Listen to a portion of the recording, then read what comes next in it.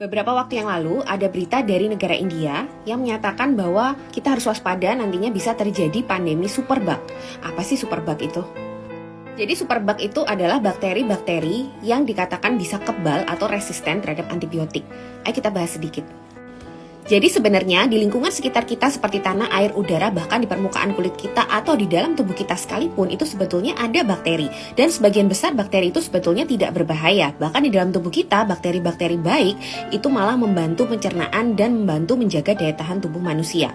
Tapi memang ada sebagian kecil bakteri itu yang sifatnya jahat. Artinya dia bisa menimbulkan penyakit di dalam tubuh manusia.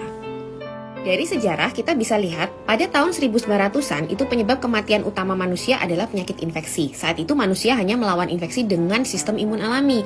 Tapi ternyata banyak yang meninggal. Nah dari grafik ini dapat kita lihat angka harapan hidup hingga tahun 1925 itu masih di bawah 40 tahun. Baru setelah itu meningkat hingga lebih dari 40 tahun.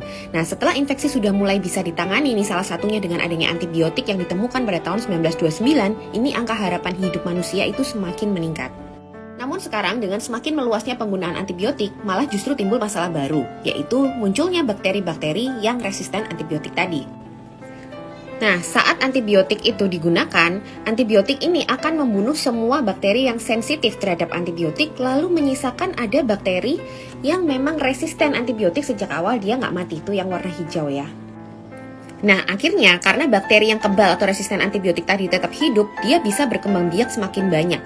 Akhirnya di populasi masyarakat itu dengan semakin banyaknya penggunaan antibiotik, semakin banyak bakteri yang sensitif atau bakteri baik yang mati, maka proporsi dari bakteri yang kebal atau resisten antibiotik itu akan semakin banyak dan semakin meningkat.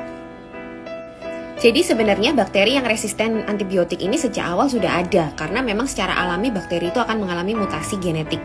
Dan mutasi ini ada sebagian kecil itu yang mengarahkan ke dia memiliki gen kebal atau resisten terhadap antibiotik. Dan ini akan semakin banyak karena bakteri ini bisa bereproduksi, berkembang biak dan bisa juga memindahkan gennya ke bakteri yang lain. Jadi akan semakin banyak. Jadi sebenarnya superbug atau bakteri-bakteri yang kebal atau resisten antibiotik ini sudah ada, tidak hanya ada di India tapi ada di seluruh dunia karena ini terkait dengan penggunaan antibiotik. Ada dua contoh kelompok bakteri yang resisten antibiotik yaitu MRSA dan ESBL. Ini hanya dua contoh aja dari banyaknya bakteri resisten antibiotik yang sudah ada di dunia. Kita harus mencegah bakteri yang kebal antibiotik ini menjadi semakin banyak karena tentunya bila semakin banyak ini akan sangat berbahaya karena bakteri-bakteri ini tidak bisa diobati dengan antibiotik yang sudah ada. Kalau kita menunggu antibiotik baru tentunya akan butuh waktu. Jadi ini akan sangat berbahaya dan bisa meningkatkan kematian juga pada manusia akibat infeksi-infeksi yang sebelumnya sebenarnya bisa ditangani dengan antibiotik. Cara mencegahnya, cek di caption.